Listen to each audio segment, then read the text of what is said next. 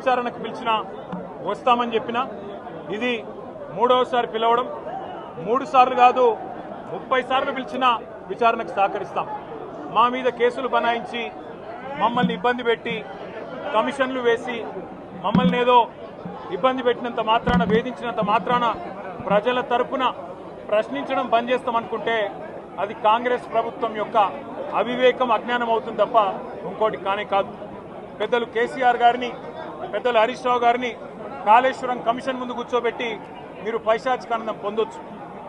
ఇవాళ ఏసీబీ ముందుకి విచారణకు పిలిపించి కొంత మానసికంగా రాక్షసానందం పొందుతూ ఉండవచ్చు. అవసరమైతే అరెస్ట్ కూడా చేస్తారు కావచ్చు. కానీ ఒకటి పక్క తెలంగాణ కోసం గతంలోనే జైలుకు పోయి వచ్చిన వాళ్ళం. హైదరాబాద్ బ్రాండ్ ఇమేజ్ను పెంచే ప్రయత్నంలో భాగంగా హైదరాబాద్ బ్రాండ్ని కాపాడే క్రమంలో తీసుకున్న ఒక నిర్ణయం వల్ల మళ్ళీ జైలుకు పోవాల్సి వచ్చినా భయపడేది లేదు. ఒకసారి కాదు 100 సార్లు అయినా జైలుకు పోతాం, కానీ వదిలిపెట్టాం కాంగ్రెస్ ప్రభుత్వాన్ని, కాంగ్రెస్ పార్టీని.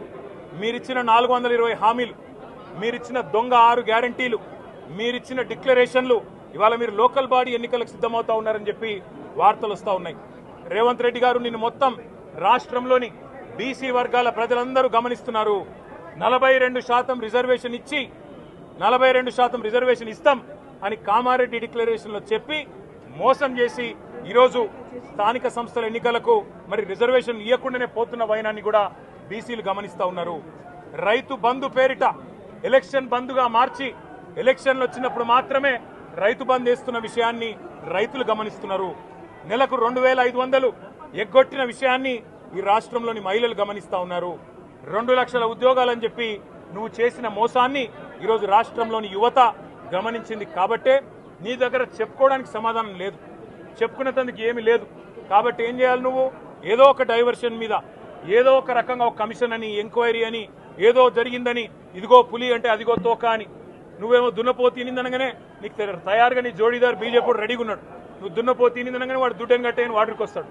మీ ఇద్దరి దొంగ భాగోతం, మీ ఇద్దరి దొంగ నాటకాలు తెలంగాణ ప్రజలకు అర్థమైనాయి.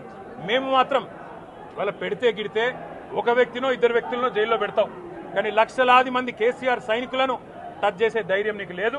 తెలంగాణ ప్రజలకు రక్షణ కవచంలాగా ఆనాడు ఉన్నది టీఆర్ఎస్ఏ, ఈ రోజు ఉండేది బీఆర్ఎస్ఏ, రేపటికి కూడా స్వీయ రాజకీయ అస్తిత్వమే శ్రీరామ రక్ష అనే విధంగా ముందుకు పోతాం.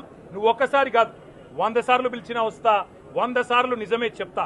నువ్వు లై డిటెక్టర్ పరీక్షకు నీకు దమ్ముంటే నువ్వు మగాడివైతే రా, రాష్ట్ర ప్రజలందరూ చూస్తుండగా లై డిటెక్టర్ కూడా రెడీ.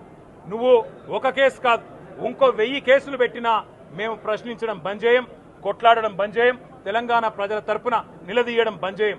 నువ్వు వేధింపులతో కేసులతో ఏదో సాధిస్తాననుకుంటే నువ్వు సాధించేదేమీ లేదు.